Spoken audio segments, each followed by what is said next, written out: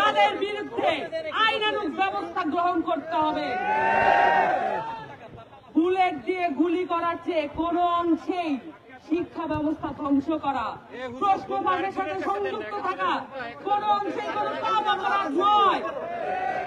বাংলাদেশের শিক্ষা ব্যবস্থাকে ধ্বংস করার জন্য সবচেয়ে বেশি যেটা করা হয়েছে, আমাদের শিক্ষকদেরকে অবমূল্যায়ন করা হয়েছে। আমাদের প্রিয় শিক্ষকদেরকে ট্রেনিং থেকে শুরু করে তাদের বেতন ভাতার ব্যাপারে চরম উদাসীনতা প্রকাশ করা হয়েছে। 20% বাড়ি ভাড়া দেওয়া লাগবে, এটাও যদি ইন্টারিম গভর্নমেন্টের কাছে চাওয়া লাগে, তাহলে তাদের অবস্থান দেখে আমরা পরিষ্কার বাংলাদেশকে উন্নত করার জন্য, বাংলাদেশের শিক্ষা ব্যবস্থাকে প্রত্যেক ঘরে ঘরে পৌঁছে দেওয়ার জন্য তাদের আন্তরিকতা কতটুকু। এই বেতন, যে বেতন তারা অফার করছেন, সেইটা দিয়া কোন ধরনের স্বাভাবিক একটা নিম্নবিত্ত পরিবারও চলতে পারে না। উদ্দেশ্যমূলক ভাবে আমাদের শিক্ষকদেরকে নিম্নবিত্ত পর্যায়ে তারা রাখতে চান। তারা চান তারা যেন শিক্ষক হিসেবে নিজেরা আনন্দ নিয়ে ক্লাসরুমে পড়াতে না পারেন। এবং আমরা শিক্ষা উপদেষ্টা নিয়োগের পরে মনে করেছিলাম তিনি যেহেতু নিজে শিক্ষক, তিনি শিক্ষকের মর্যাদার জায়গাটা বুঝবেন। অবাক হয়ে লক্ষ্য করলাম মাইলস্টোন ট্র্যাজেডির পরে তার নপুংসকতা এবং তার ব্যাপারে সব পর্যায় থেকে অভিযোগ, উনি কাউকে সময় দিতে চান না।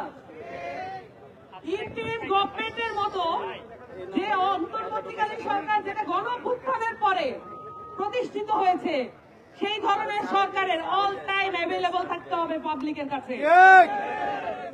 কিন্তু তারা নিজেদেরকে খুব বড় কিছু মনে করেন, হয়তো তারা খুব বড় কিছু কামিয়েছেন, এই জন্য তারা আমাদের এই প্রান্তিক শিক্ষকদেরকে মূল্যায়ন করতে কোনোভাবেই রাজি করেন না।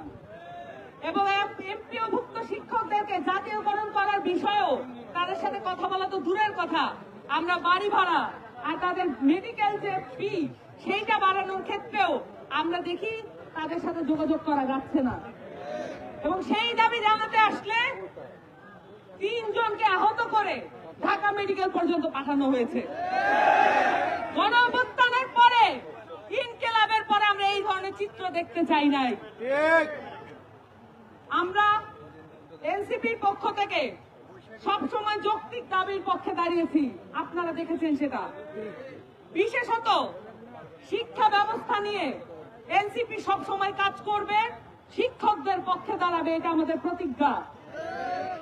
আপনারা দেখেছেন, আপনাদের সাথে সংহতি জানাতে রাজনৈতিক দল হিসেবে কারা কারা আসছে এবং তাদের কমিটমেন্ট কি নির্বাচনের প্রতি না শিক্ষার প্রতি না বাংলাদেশের মানুষের সমস্যার প্রতি, সেটা আপনারা প্রত্যক্ষ করছেন। বাংলাদেশের মানুষ সামনে নির্বাচনে নিশ্চয়ই ভোট দেওয়ার সময় এগুলোও মনে রাখবে। আপনাদের সকলকে আপনাদের দাবিতে অবিচল থাকার অনুরোধ করছি এবং সেই সাথে জাতীয় নাগরিক পার্টি এনসিপি সবসময় শিক্ষার যৌক্তিক দাবির পক্ষে থাকবে, এই প্রতিজ্ঞা আমরা ব্যক্ত করছি এবং আপনাদের সাথে এই দাবির প্রতি আমরা সংহতি জানাচ্ছি। আসসালামু আলাইকুম।